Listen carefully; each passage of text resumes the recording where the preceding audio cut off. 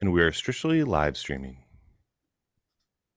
Hello, thank you so much for joining us today. I am Melissa Travers, Director of Community here at BevNet and Nosh, welcoming you to Community Call.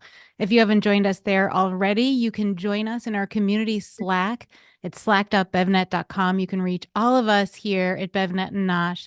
And to see a recording of this video and to sign up for upcoming calls, you can go to bevnet.com/community call. Today on Community Call, we are very excited to be chatting with Arnulfo Ventura about exponential growth and the factors you can focus on to get your business to the next level. Arnulfo, thank you so much for joining us today. Yeah, thank you for having me. I appreciate it. So, when we take a look at your work history alone, it's clear that you have an expansive perspective. You owned your own beverage brand, you worked for a CPG giant, PepsiCo, and then you went on to help grow multiple brands in the more of an emerging space to the point where they were acquired. Could you walk us through your career trajectory and help us see how you've really dialed in this blueprint? Yeah, so it's funny that you say blueprint because I'll pick up on that. My first career, I was an architect, so definitely a creative at heart. And then I went to banking. I was at Merrill Lynch for a handful of years. So I say once I was lost, but now I'm found. So I consider myself to be a reformed banker. And then I went away to business school at Stanford to really basically combine both my left brain and right brain kind of interest. And I felt like CPG would be like the best landing place for that, where I could really exercise both parts of what really interested me, right? So while I was at business school, I started a beverage company, delivered out of the trunk of my car for the first 2 years, drove all along the California coast, doing deliveries, etc. And now, fast forwarding to today, it's been about 15 years, a little more than that. And I've had the good fortune of serving for 8 brands across 14 different categories now, through food and beverage, and everything in between in terms of the size. So like you said, big multinational CPG like PepsiCo, where I was part of our Naked Emerging Brands business unit that was basically almost $1 billion business unit, to my own pre-revenue startup, to companies that were early stage like Califia Farms that then became mid-cap stage, in the hundreds of millions of dollars. And so yeah, and then my most recent ventures that were slightly smaller than Califia. So yeah, there's that's kind of the spectrum. But I'm not sure if that's enough if you wanted to me to Oh elaborate yeah, on. no, that's super helpful in kind of giving us an idea of how you've sort of built this, as we said, blueprint. Where in the growth cycle did you join some of the more emerging brands such as Califia, Beanfields, Alter Eco? Is there kind of like a critical point where you typically tend to step in, or is it a little bit more all over the place? I think at this point, just given my experience, there isn't necessarily a place where I necessarily come in or have to come in. I think I'm able to pull from my broad range of experience to figure out where I need to meet the brand, given where it's at in its like life cycle journey. Calafia was just such a unique experience in that um, when I met Greg Steltenpole, uh, keep in mind my first desk was the conference table in his office. And at that time, we were mainly known for our tangerine juice. So we were hardly even known for the plant-based dairy alternatives that the brand is known for today. So then we went on to scale, and went into a number of different categories, like I said. So that's where I came in for Calafia. And then for brands like Beanfields, Beanfields was a distressed brand. So there, that was a unique opportunity in that the PE sponsor asked that I come in and help turn things around. And so I felt that was like a unique opportunity to come in and be at the helm and take on what I thought was a meaningful challenge and a turnaround. That's when I came into Beanfields, and then we went on to have great success. We grew top line by 3x, got to be on a profitable run rate. And then not so dissimilar, Alter Eco most recently, I wouldn't call it distress. It was a very quality asset. At this point, it's been around for 2 decades, but it had flat revenue performance. EBITDA was not necessarily trending in the right direction for where we wanted to go. And so it was a very deliberate short-term mission for me to come in and help get that brand to be thriving again, in like the original fashion and vision that the founders had had. And so fast forward to today, we were able to accomplish that.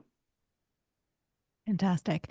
We are going to dive into a few of the factors specifically that you look at when you are kind of taking a look at a business and figuring out what things need to happen in order to get to that exponential growth.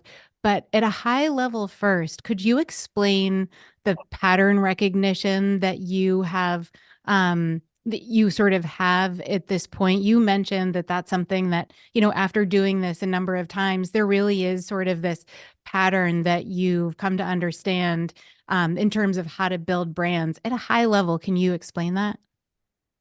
Yeah, so it's difficult almost, I recognize some of the names on here that have, probably could speak to this as well. It's just something that when you see the brand, I think, and with experience, right? So ultimately we're being tasked with creating brands and growing brands, and what I'd like to say is a sustainable and enduring way, right? The true measure of our success is whether that brand can be around X amount of years from now. Because all too often we see so many great brands come along that just don't make it. And so what is cracking the code for that pattern recognition? For me, I tend to go back to my roots in architecture. And so, oftentimes people will say, hey, you're kind of like the fixer scaler guy. And before I'm able to put on any kind of like exponential growth or high growth, what I find is that I have to address the foundation. The foundation isn't necessarily there. So when you say pattern recognition, for me, it's about getting back to the basics of brand building and going all across the different verticals and just trying to figure out where can I meet this brand today? Wherever they're at is completely appropriate, but what do they have buttoned up? Where is there opportunity for growth? And it could be something as easy as the brand itself, trademark, right? So we talked about my mentors really, instilling in me that we build brands, not companies. But it could be looking at the brand. It could be looking at our umbrella colors, our primary, secondary, tertiary colors, our secondary graphics. How strong are those? How well are we gonna be able to storytell what the brand has to offer? And then I'll just kind of do that same thing across the way. I'll go through operations in deep, whether we're vertically integrated or with a co-man structure. What is the strength of that network, that supply chain? And then the same thing, interestingly enough, is it's funny where I find that, and I think we see there's a need for talent in this vertical, just in finance. How well can we tell what we're about to go accomplish or how far we've come financially, so that we're in place to secure capital with more ease than could otherwise be the process, right? And so we'll go through that. We'll go through the marketing and everything else, and then just try to figure out where are there bright spots, so to speak, and then where are there areas that we could learn from. We're going to get into those foundations in just a minute, but you mentioned just now building brands, not companies, is something important that was passed down to you. Could you expand on that a little bit? What does that mean to you? Yeah, so it's one of my earliest investors in my first company. It was an agua fresca, bottled agua fresca venture. At the time, we were the first to do aguas frescas in a bottle, no more than a few ingredients, all natural. And one of my investors who became a mentor was Roger Daramidi. Roger was the former CEO of Kraft Foods, chairman for Pinnacle Foods. And interesting, his background is that he was an accountant by trade, but also like a marketing guru, like taught marketing adjunct classes in business schools. And so I had nowhere to hide from this guy. I was like, oh my God, he can talk the marketing speak, and we have to talk about, cash and accrual-based accounting. But one of the best things he ever did early on is that he says, I'm going to walk you through, let's just pull a year's worth of transactions. And we're going to look at a secondary market, primary markets, and we're going to go through and we're going to break down where the value has been assessed in these transactions. And the bulk of the valuation came in the intangibles on the balance sheet. In other words, where the trademark sits. And so he was teaching me early on, look, we build brands, not companies. And for me, that's always important because even through a successful exit, to me, the brand still very much is a toddler, and you have to make sure that you really nurture that all the way through. And maybe I'm just kind of old-fashioned. I think I think food and beverage is like a romance industry. I think we win consumers one bag or one bottle at a time. And so for me, they're making a real decision to part with their hard-earned dollars and vote with those dollars and try your product. And they'll do it over and over and over again. And we have to make sure that we reciprocate that and that we take that in, right? We harness that. So all that is kind of gets towards the specialness of brands to me. And I think that's why I love building brands in our space so much. Fantastic. Let's get into those foundations. You just, talked about the mentor that you had at the Agua Frescas company. Certainly leadership and culture is such an important part of building a brand that's posed for exponential growth. What kind of person or what kinds of people do you want to see at the top? Who needs to be at the top? Yeah, so I think I'm a big believer in growth mindsets. So I come from very modest background. I'm the first in my family to go to college. My parents were Mexican immigrants. If fixed mindsets was something that I subscribed to, I wouldn't be doing what I'm doing or where I'm at today. So when I'm building companies, especially for fast growth and for trying to get to profitability, achieve new things, break through to new plateaus, it's going to sound cliche, but do we have the right people on the bus? For me, the seats are less important. We can figure out the seats. I think it's more important to me that people are willing to be in a place where they can actually be one or two levels above where they're at today. And if that means that they get cross-functional experience, they start in one vertical and they can move in another in an early company, that's a-okay. We've seen so many folks do that. So for me, I don't even know how to exist, or I can't operate if I can only do that if I surround myself with growth-minded people. So that's when I first land, it's usually like it's a real interesting kind of conversation. It's getting to know everybody in the organization, why they're there, what does a win look like for us, what does it look like for them specifically, and what is it about the mission of the brand that really speaks to them. So it sounds cliche, but it's super important. What are some of the key words or key ideas you're looking to hear from people when you're taking a look at everybody's growth mindset, whether they have it or they don't? Yeah, that's interesting. A lot of times I'm just trying to pay attention to how are they carrying themselves? What types of words are they choosing to express? Are there positive words in there? Or is it a lot of like negatives like can'ts, won'ts? Those are red flags that maybe this person hasn't had the chance maybe to even see beyond what's capable. I think at the core of it for me, no matter where I go, there's probably like a handful or so like core philosophies that I absolutely believe to be true and that I try to instill for those to be anywhere I go. And so I'm looking for those from my team. And so the first one, not surprisingly, team is family. So when you start with that, it really sets the tone for everything else. The second one would be, how do you show up? Like, how do you show up for the organization? How do you show up in your role? If we're in a hybrid work situation, how do you show up physically and be something more than just for yourself, but for the rest of the organization? That's important to me.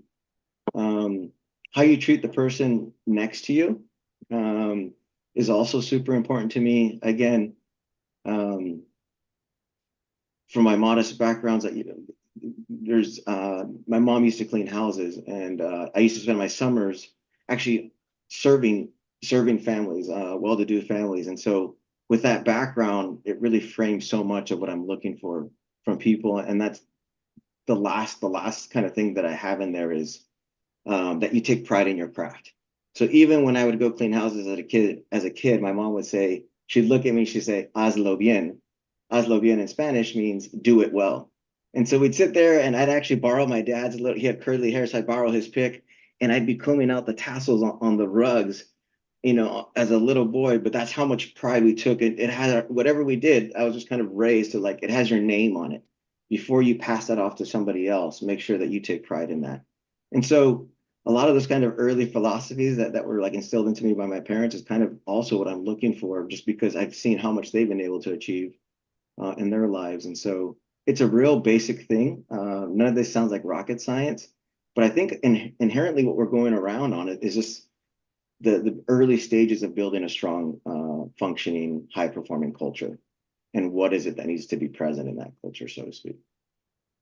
You've just talked a little bit about what you are looking for when you're having those conversations with the team and you're seeing red flags. I mean, it's something that nobody really loves doing. How do you approach those folks who it becomes obvious that it may just not be the right fit? What do those conversations look like? Because I think they can be very difficult. It's true, they can be. I think one thing is that I've taken like I love the food and beverage space. I love consumer. I've taken such a long-term approach to it, and even how I conduct business with retail partners, all partners throughout the trade, they know that I'm here for the long haul. So as part of that, I've been able to develop some really cool relationships. And so when I'm sitting with employees and just trying to connect with them on a personal level, sometimes because I've endured, a certain amount, or I'm trying to find ways that I can be empathetic to where they're at. Where am I finding them in their journey? And then what does success really look like for them? And then how can I enable that? I would love to develop them and enable that within the brand that I'm on, but we might both conclude that that's just not the right thing. So then quickly, I try to figure out how to make it a win-win for everybody involved. It's like, okay, so you certainly can serve a need here for us, and in the meanwhile, let's think about what would be your highest best use, and then how can I pick up the phone and enable that. If one of the things that I've been that is special to me is that if we get to a point where a team member isn't for the future, I'm going to work very, very hard to make sure that I can find them a home somewhere else that works for them. Because at the end of the day, that's what it's really about. I'm really committed to trying to make sure that everybody's growing in the best way, and that the organization is also in a place where it can get to where it needs to get to. It's Definitely. interesting. We're talking about this stuff isn't like super, like it's not anything like in business school or anything else. But again, the foundation has to be right, and the energy has to be right for the growth to take place. Otherwise, it becomes such a drag later. And I would have to imagine it's all in the approach. It's the all new approach. What was that? And I would have to imagine that everything that you're laying out here, it's all about how you approach it and how you execute it. I mean, that you could have that conversation a number of different ways, but if you have it the way you just laid it out, both people walk away happy. Yeah, that's my yeah. Just thinking of my mom. She has a saying in Spanish that's crude. I won't repeat it, but it's basically in essence, it's not what you say, it's how you say it. And so I've always I've always said, hey, I'm going to shoot straight. I believe in absolute candor. And so no matter where I go, that's just how I move and conduct organizations. That the concept of radical candor has to be there, and we just have to be straight with one another so that we know where we're going. This whole conversation came out of an initial conversation about founder mentality. Do you believe that founder mentality has to change as a brand scales? And is that possible? So, the person who came up with the idea and was doing 50 million different things at once to get the brand going and started, may not be the right personality and may not have the right set of skills to take it to the next level, to achieve exponential growth. How do you approach founder mentality, for brands at the stage that we're talking about? That's fascinating. So there's two things in there I'm going to break apart. So the latter part is kind of like is something that I hear all the time. That actually I'm going to bucketize that as like fixed mindsets. It's that the person that got you from zero to 10 or 0 to 50 million is different than the person's going to get you from 50 to 100, and that's different than the person that's going to get you 100 to 500 million, whatever that is, right? I come across that in what I do for a living all the time, and to me, it's like the biggest like fixed mindset out there. Now, but I can say that having been at places like PepsiCo, and then also everything in between that, I've seen the details of how brands get built in those different structures, and honestly, at a fundamental basis, there is so much that is just so darn similar, and a lot of times you're just adding a zero to the exercise. Now, I'm also saying that there has to be quite a bit of, discipline and processes in there. But that kind of belief, I tend to take exception with, just because it's just not how I'm minded, right? Now, what I will say is that there's the founder aspect. I think the founder's mentality is something that I absolutely believe in. It's something that I try to tap into with every brand that I get the honor of working with. And I think it's part of inherently who I am, right? As an entrepreneur who started in the space. And I've seen all too often, it's less evident today as it was years and years ago, but it was just so obvious before that brands that were doing well would get swallowed up by strategics. And then the next year, you'd be walking a trade show and their booth just did not have like the same energy anymore. It was like all of like the special magic of the brand just got like sucked out. And the people, none of it felt like what the brand was, how it was special before. So coming up in the industry, I saw that over and over again. And I was like, wait, they're ruining the magic. Like they're really letting that get distilled down. Like you have to tap in to what was good about where the vision started with the founders. And then if you can bring many founders grow into the role and grow with the organization, do it quite successfully. We know who all those folks are.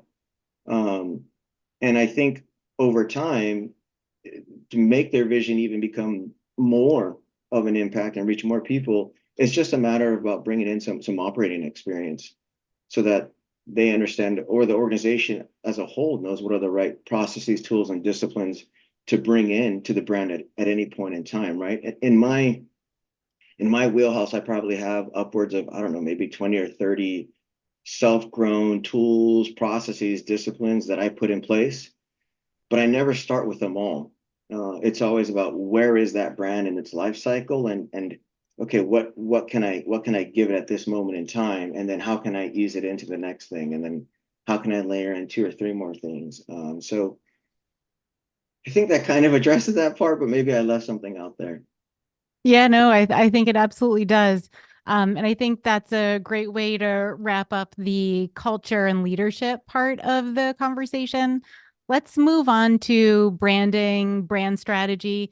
I mean, you called out in our conversation before this something that's so obvious, but I mean, I think it's something that folks need to hear over and over and over again, that the product needs to actually taste good. Where do you dive in from a branding perspective, brand strategy? Where do you dive into some of those product specific topics when you join an organization? How do you dive in? Yeah, so I'm gonna bring in something from the last point we talked about, and also as a transition here for this, because I'm thinking of somebody that helped me kind of navigate this.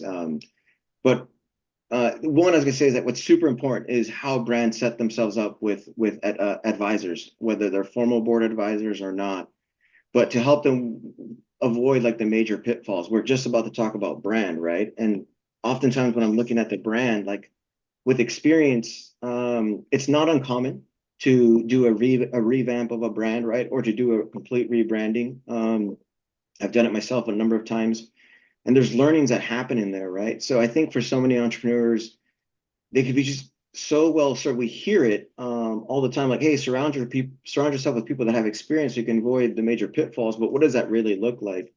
And in my first company, I was very fortunate in that Brad Barnhorn was my independent board advisor, and so he's a well-noted person today in our industry, and I was able to kind of get him early, and I learned so much from him. So, what was unique about advisors like him, and there's so many other great ones out there. I think I saw Bob Burke on the call earlier. Director members, is that they just have that experience, right? And so they can really take you also to the different areas that you need to go through in the brand, whether that's the creative or that's the financial, the analytical, whatever that might be. And in getting specifically into the brand, like where do I start? Yeah, it does start with the strength of the mark. So a lot of times I'm trying to figure out, is the brand name easily identifiable? Can it be pronounced? Is there confusion with pronunciation? We had this with Califia Farms. It was a big problem. We even did a whole campaign because Wiz Khalifa was a big thing, and everybody thought it was Califia Farms, and so we had to address that. But oftentimes, I'll just take the mark and I'll just put it in black and white. And if I didn't know anything else about that mark, and I just saw it in black and white, would it tell me enough? Would it give me an idea of what that brand stood for? And that at least I know I'm on the right track. And then I can inject, primary, secondary, tertiary umbrella colors. And then also little things like a logo lockup. What I might say next might be controversial, but to me, the strongest mark is one that looks the exact same no matter how it travels, where it goes. Whether it's a logo on a banner at a Nosh or BevNet event, whether it's on a website, whether it's on a packaging, it looks exactly the same. And oftentimes that means it has a structure around it that protects it so that it can be that way. But I've just seen kind of too many varying results with brands that their color changes with each and every execution of a SKU or whatever it might be. So not to say that it can't be done, and there's certainly outliers out there that have proven quite successful with that kind of brand approach, but it's just not one that I favor if we don't have to. So a lot of times I start there with the brand and the mark, and then there's we could really kind of double click and try to establish that brand igloo, so to speak. So this is from like my PepsiCo days. Each of the brands at Naked Emerging Brands, which was interesting. I had a chance to work on 3 or 4 brands, including Naked Juice, Izzy Sparkling Water, O&E, or One Coconut Water. Eventually, Kavita would come into the fold, the kombucha, but we created brand igloos for every single one. And it was like this, it really was like this diagram of an igloo, and it helped us understand what did the brand stand for, what were the guardrails for where the brand could or couldn't go. And with that in mind, you're able to kind of make decisions much easier when it comes to innovation, when it comes to ingredient formulation. And so I'll look to that, I'll try to put that igloo together little by little so that I can see what it tells me about the brand tone and voice to make sure that as I go out to socials or whatever it might be, that we're executing on brand. How do you establish those guardrails? Well, usually in the identity of the brand, you have such a strong, like getting back to that founder's mentality, right? Like if you can tap into the what's special, like what is that? What is its reason for being? What is the unmet need that brand started with and that product? And then slowly start to expand out there to see where does it get uncomfortable? Where do you start to lose your value proposition? Where for a retailer might you lose your point of difference, right? And so that you don't get too broad in your ethos and what you mean, and figure out where you're going to live. That would be in the most earliest of days. For a brand that's more established, well, then there's quite a bit that you can do and tapping into your social listening, who your consumer looks like today, to come up with your own customer identity. Like what does that look like? Fantastic. Something that I saw you say in an interview when you were at Beanfields was centered around brand relevance, and that was something that you took a close look at. Can you talk about brand relevance when you join up with a business? What are you looking for there? What are some of the factors that you're pressing on to figure out what that looks like and how to make it more successful? Yeah, so in Beanfields, that was an interesting case where we were known for our bean chips. It was meant to be a vegan offering back before vegan was cool. The founders did a great job of coming out with something ahead of its time. And first and foremost, it was a bean snack company. And so for me, it had established some level of success, but then kind of lost the attention of its core consumer, right? So as we're building brands, as we're trying to put on this exponential growth, I like to say that there's room for brands to grow in their category, in adjacent categories, into new categories, but you can never do it without making sure that you have the consumer's permission to go there, right? So even in my time at Califia with Greg would plot out the different kind of in his world like planets that we were going to go tackle. We knew them as category. I'm thinking of a diagram that we drew that looked very planetary. And he's like, okay, we're going to go there, but we're not ready to go there yet. So, before we even came out with oat milk, before we even came out with probiotic yogurts, we identified them, and then we had to make sure that how we were talking to the consumer and bringing them along, that we had their permission to go there, and that our retail partners would support us along the way, right? So there's so much of that. With Beanfields, getting back to Beanfields, it had kind of lost that kind of attention, and so let's build with a strong base. Build where you have your base, kind of invigorate that base, and then move from a position of strength. So for me, said simply, it was about reestablishing our bona fides in chips. I had aspirations to take that brand to other adjacent subcategories like puffs, meat crisp, and we did those things. But my first step of innovation went back to giving them more of what they wanted, more plant-based options in the way of the chips. And then that awoke our base to the brand once again, and then getting, word of mouth spread. And then we had this attention, and then we were able to then pivot and go into new categories. Figuring out what consumers want is, perhaps one of the most difficult pieces of this. How do you get yourself into the minds of the consumer to sort of figure out where the relevance is, where the opportunity is? Do you typically use a consumer research agency? Are you asking your core consumers through social media what they're looking for? How do you get yourself into the minds of your consumers? Yeah, I think the idea of like focus groups, et cetera, I think there's a time and place for them. I tend to not really want to start there. And also like what the consumer tells you isn't necessarily what they're going to do or how they're going to behave. I do think that there's value in prompting your consumer base on social media about, what are their favorite flavors, what do they think. We used to do informal things. We used to go to WeWorks and just do a pop-up and have them taste and do a survey real short. There's a lot of informal ways to gather information in that regard. What's interesting, so much of what we're talking about is just kind of like listening, like just the ability to listen attentively, whether that's to an employee that wants to grow into a new role within the brand, or whether that's to, how do you reconnect with your valued consumer? If we listen very closely, the answers are there. And so another example that comes to mind for me is Alter Eco. So we launched, primarily known for our chocolate, dark chocolate, in fact. And so there was another good example of when I came on board at Alter Eco, we reestablished our bona fides in chocolate, came out with a bunch of innovation in chocolate, reinvigorated our base again, and then we went into granola, whole new category for us. How we got into granola was, again, listening very closely from what our consumers wanted, but then also listening to our retail partners. I do believe it's a delicate dance that, as I'm the first to give so much credit to the various retail partners that I've had the fortune of working with very closely on building brands. But I think they would say the same thing, that it's, you never want the tail wagging the dog, so to speak. I think one of the worst things that a brand can do is go do something simply because a retailer suggested that they had a need somewhere.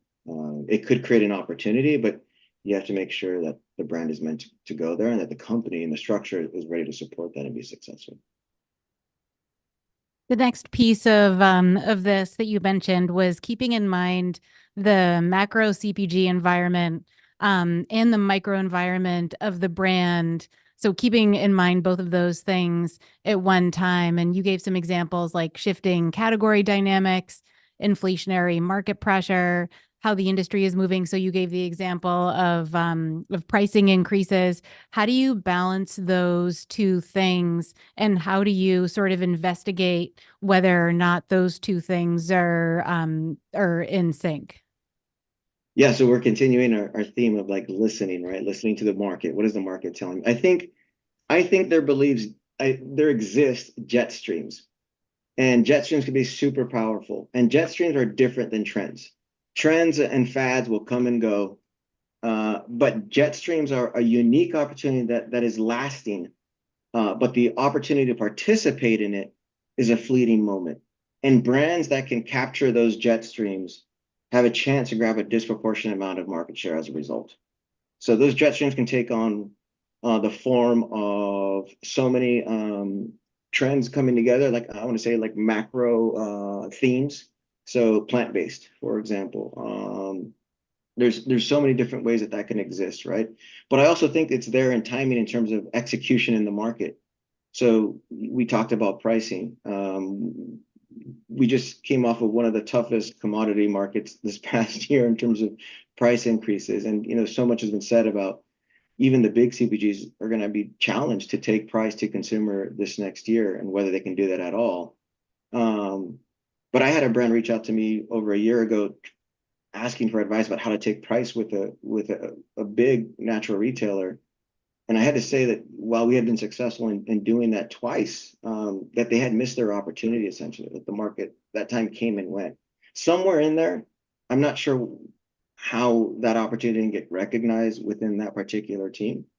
And there's also a way to go about that. Earlier we talked about like how you say things, how you the floor, meaning the forum to communicate with your retail partner has never, and your go-to-market partner, right? Your distributor partners, don't want to leave them out, has never been more open, has never been more wide than it is today.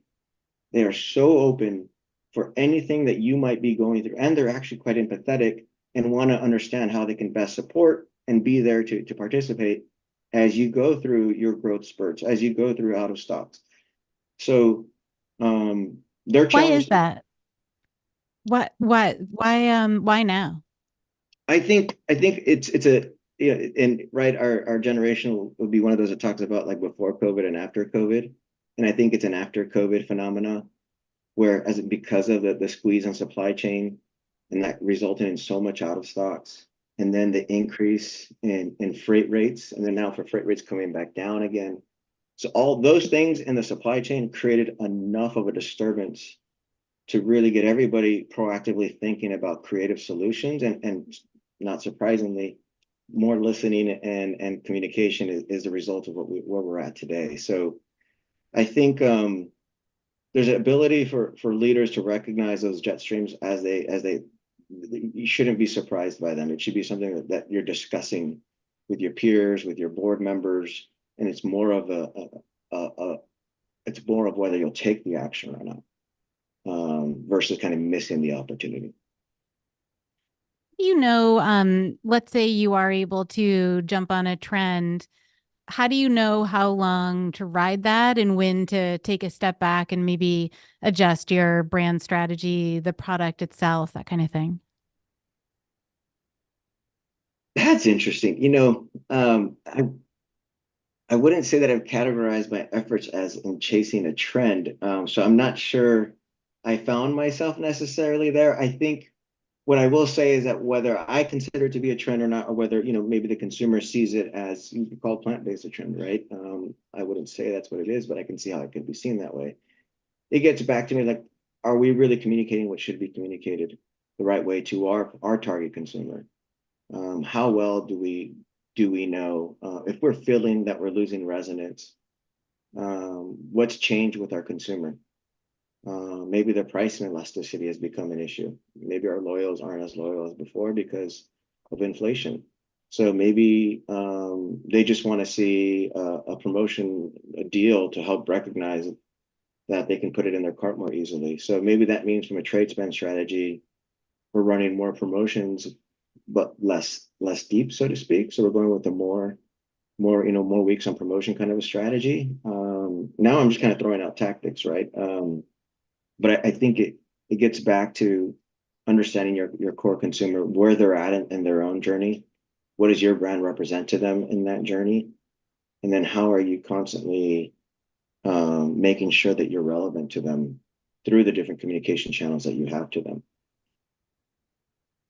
Fantastic. So you really have laid out a blueprint for how brands can, get to that next level and achieve growth in the way that you've helped brands achieve so many times before. Is it possible, or how does a founder ask these questions of themselves? Like, is it possible to take a look at your baby and really be honest and real about whether or not you're achieving and executing all of these factors, or is it helpful to bring somebody else in who maybe has less of a personal attachment to the brand to help you really take an honest look at all of the things that you've just talked about? I think there's super value in independent board members or board advisors, however you want to think about that. I can't speak to that enough, right? So many great folks out there that can really help brands understand that.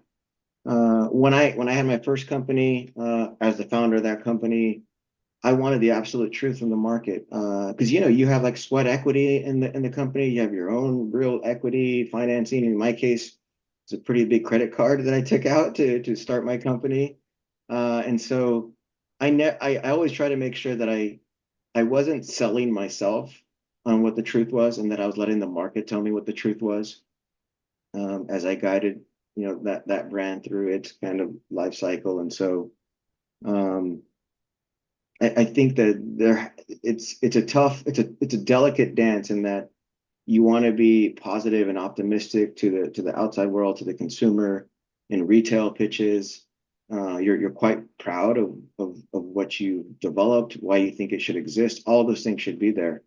And in the back, there should be another side of you that's constantly trying to get to the truth of where are we at, and what do we have to accomplish for where we have to go, and what is the truth of the environment that we're in, and asking questions so that we can better inform ourselves of what is that environment.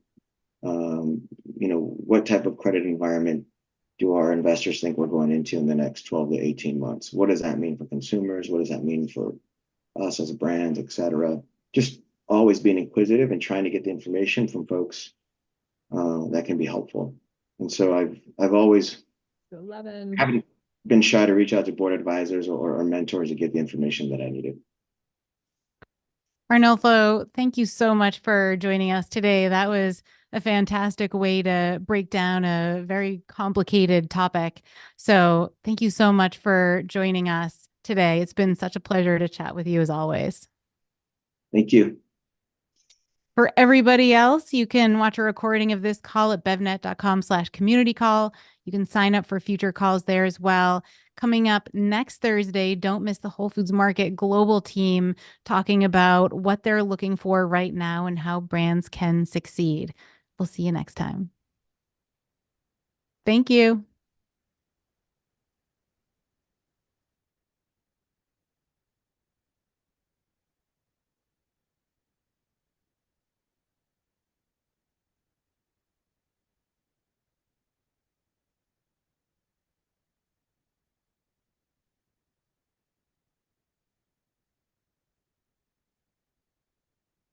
All right.